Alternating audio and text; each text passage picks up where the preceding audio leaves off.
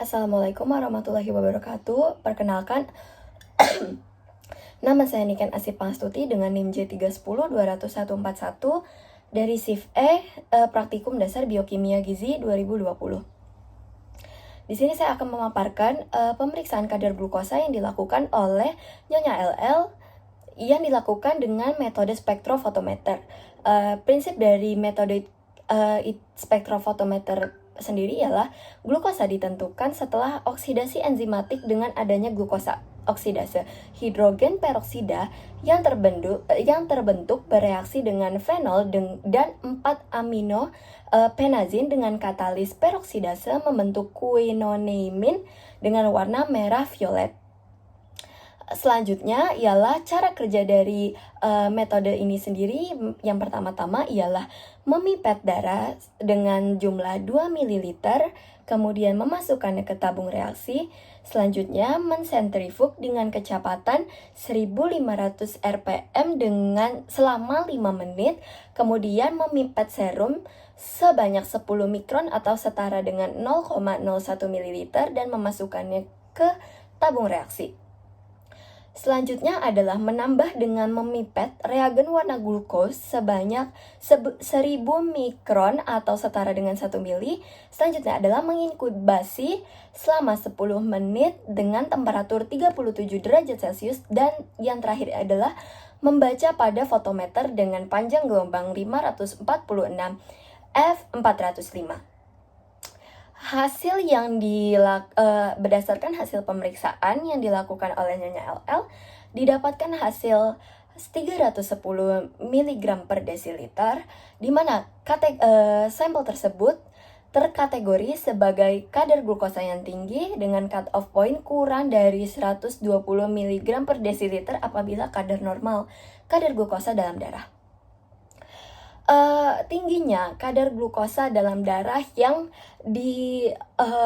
dilakukan pemeriksaan pada Nyonya LL dapat disebabkan oleh dua faktor. Yang pertama adalah faktor humoral, seperti hormon insulin, dan yang kedua adalah faktor eksogen atau faktor dari luar seperti tingginya konsumsi karbohidrat sederhana, kemudian tingginya konsumsi lemak kolesterol, dan rendahnya aktivitas fisik, yang mana ini akan membuat hormon insulin tubuh berfokus untuk menguraikan dan memecah glukosa serta lemak dari apa yang kita konsumsi, dari yang dikonsumsi oleh Nyonya LL.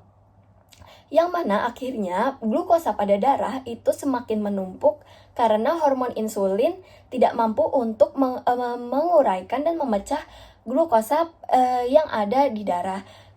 Akhirnya menyebabkan tingginya kadar glukosa pada darah yang disebut dengan hiperglukemia.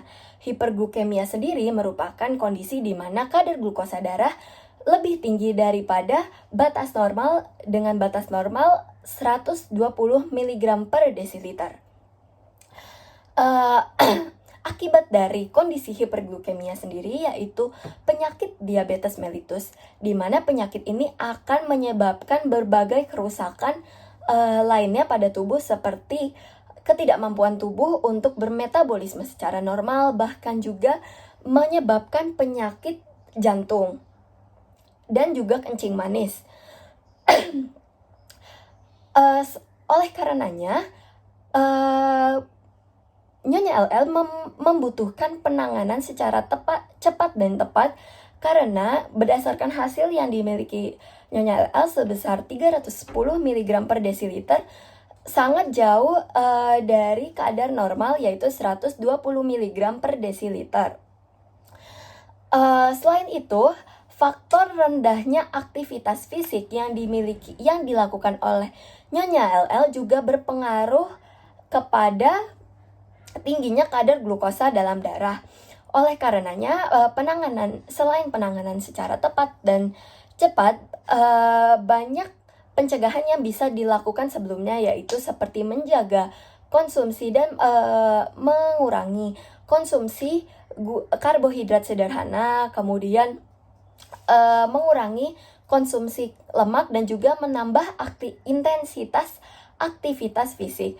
Namun, apabila mengurangi secara berlebihan konsumsi karbohidrat ke tubuh, tentunya hal ini juga tidak baik, karena hal ini juga akan menyebabkan suatu kondisi gangguan yang disebut hipoglukemia, di mana kondisi ini ialah kondisi di mana kadar glukosa sangat jauh dari batasan normal sehingga dapat menyebabkan kekurangan gizi ataupun penyakit lainnya. Kesimpulan dari pemeriksaan kadar glukosa yang dilakukan oleh Nyonya LL ialah kadar glukosa pemeriksaan ini dilakukan dengan metode spektrofotometer dan didapatkan hasil 310 mg per desiliter, di mana hasil tersebut terkategori sebagai kadar glukosa yang tinggi dibandingkan dengan kadar normal sebesar 120 mg per desiliter. Oleh karenanya, Nyonya LL membutuhkan penanganan secara cepat dan tepat agar tidak mengakibatkan penyakit-penyakit lainnya, karena mengingat keluhan yang dialami oleh Nyonya LL sudah cukup banyak. Terima kasih. Wassalamualaikum warahmatullahi wabarakatuh.